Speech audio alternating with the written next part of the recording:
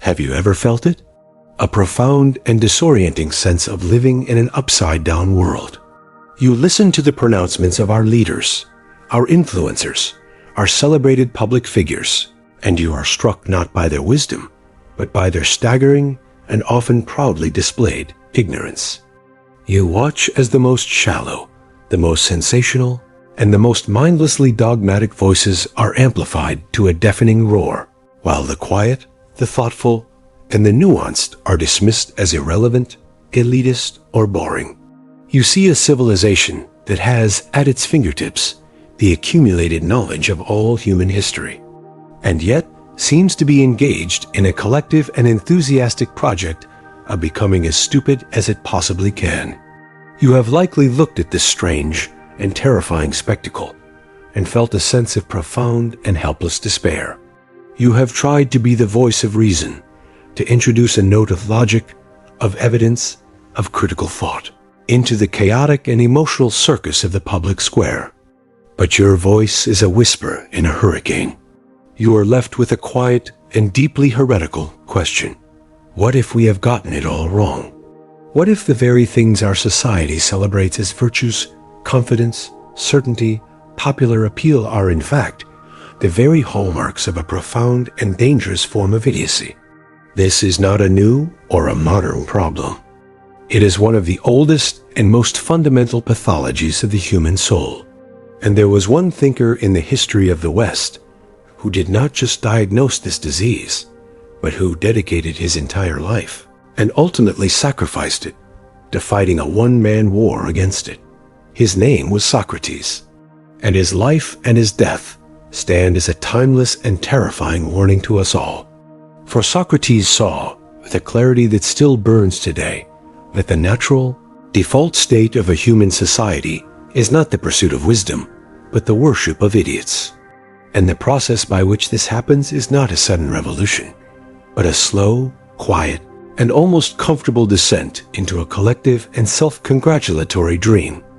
A dream for which the philosopher is the one who is desperately, and often fatally, trying to wake us up.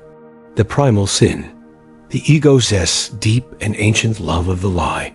To understand why we worship idiots, you must first understand the great and terrible secret of the human mind that Socrates was the first so ruthlessly expose. The human mind does not, by its nature, love the truth.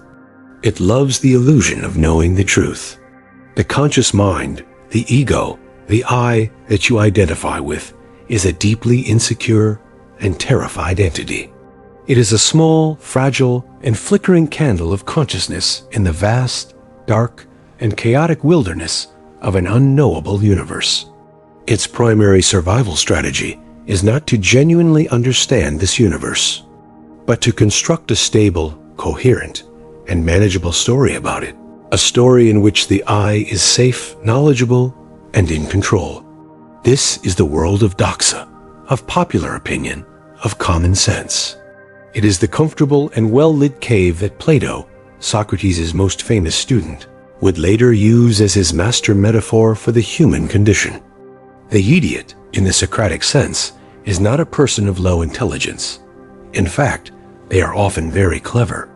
The Socratic idiot is the person who is a prisoner of this cave, the person who has mistaken the flickering shadows on the wall for reality. They are the person who does not know that they do not know. They are the politician who speaks with an absolute and unwavering certainty about the complex and unknowable future. They are the pundit who can reduce the tragic and multifaceted nature of a human conflict to a simple, binary, and morally righteous slogan. They are the expert on social media who has read a single headline and now believes they are a master of epidemiology, of geopolitics, of constitutional law. The idiot is the person who is in a state of profound and blissful ignorance about their own ignorance. And the terrible and tragic secret of our society is that we do not just tolerate this person. We are deeply and instinctively attracted to them. Why? Because they are the ultimate purveyors of the one thing our terrified egos crave the most, the drug of certainty. The person who speaks with confidence, with passion, with an absolute and untroubled conviction, is a person who offers us a profound and intoxicating psychological relief.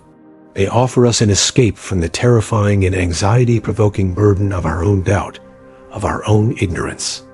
They are the strong and confident parent who tells the frightened child that there are no monsters under the bed. They may be wrong. In fact, they are almost certainly wrong. But the comfort they offer is so powerful, so seductive, that we are more than willing to trade our own fragile and deeply uncomfortable grasp on the truth for the warm, secure, and ultimately soul-crushing embrace of their beautiful and confident lie. We do not worship the idiot in spite of their ignorance. We worship them because of it. Their certainty is a mirror for the certainty we so desperately wish we had. The Socratic method, the crime of the questioner. Into this comfortable and self-congratulatory world of the cave, Socrates arrived like a bomb.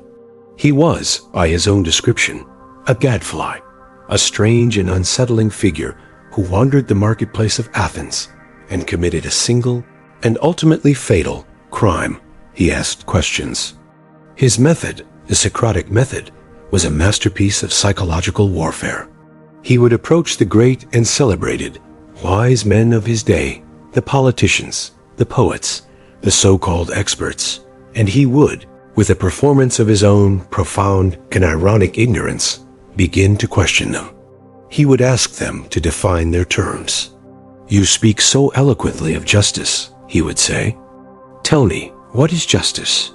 And under the relentless, gentle, and utterly devastating pressure of his questions, the expert's beautiful and confident edifice of belief would begin to crumble.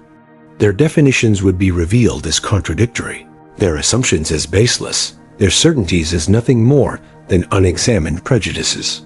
Socrates did not defeat them with a better argument. He simply, and with the clean, elegant precision of a surgeon, revealed to them, and to the crowd that had gathered to watch, that they did not, in fact, know what they were talking about. He revealed that their wisdom was, in fact, a form of profound and well-disguised idiocy. This is not an act that will win you friends. The person whose ignorance has been exposed does not feel a sense of grateful enlightenment. They feel a sense of profound and violent humiliation. They have been made to look like a fool. And the crowd, the members of the cave who have built their own sense of security on the authority of this expert, do not see Socrates as a liberator. They see him as a destroyer, a cynic, a dangerous and atheistic force who is trying to tear down the very foundations of their world. This is the great and eternal crime of the true thinker. It is not that they have the right answers. Socrates famously claimed that the only thing he knew was that he knew nothing. The crime of the thinker is that they have the courage to ask the right questions. And the right questions are always, and without exception, the ones that threaten the comfortable and unexamined beliefs of the collective. The thinker is the child in the story of the emperor's new clothes. In a world where everyone is praising the magnificent robes of the consensus, the thinker is the one who has the terrible and liberating courage to state the obvious. The emperor is naked, and the crowd does not turn to the emperor with dawning realization. It turns to the child with a murderous and terrified fury. The modern cave, the algorithmic manufacturing of the idiot. Socrates' Athens was a small and simple world. The forces of collective stupidity were powerful, but they were organic. We, in our modern world, have done something far more terrifying. We have taken this ancient and primal human weakness, and we have industrialized it. We have built a vast, global, and technologically supercharged machine for the express purpose of manufacturing, distributing, and celebrating the Socratic idiot. This machine is the Internet. The algorithm, the true invisible god of our age, is a Socratic idiot. It is a system that is designed to give the appearance of knowledge without any of the underlying substance. It does not know what is true. It only knows what is popular. It does not know what is wise. It only knows what is engaging, and what is most engaging to the primal human psyche. The simple, the emotional, the certain, the tribal.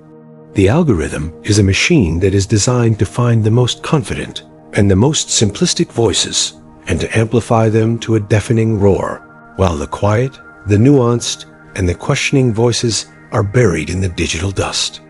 We have created an economy of attention in which the Socratic virtues humility, patience, the courage to admit ignorance are a fatal liability. The person who says, "I don't know, it's complicated," is a ghost in this machine. The person who says, "Here are the 5 simple reasons why the other side is pure evil," is a king. We have, in a very real sense, created a world where the very act of thinking is a form of economic and social suicide. This system does not just reward the idiot, it creates them. It takes the ordinary, curious human mind, and it systematically trains it to be a shallow, reactive, and dogmatic machine. The endless scroll is a training in impatience. The like button is a training in conformity. The echo chamber is a training in the art of never having to encounter a genuinely challenging idea.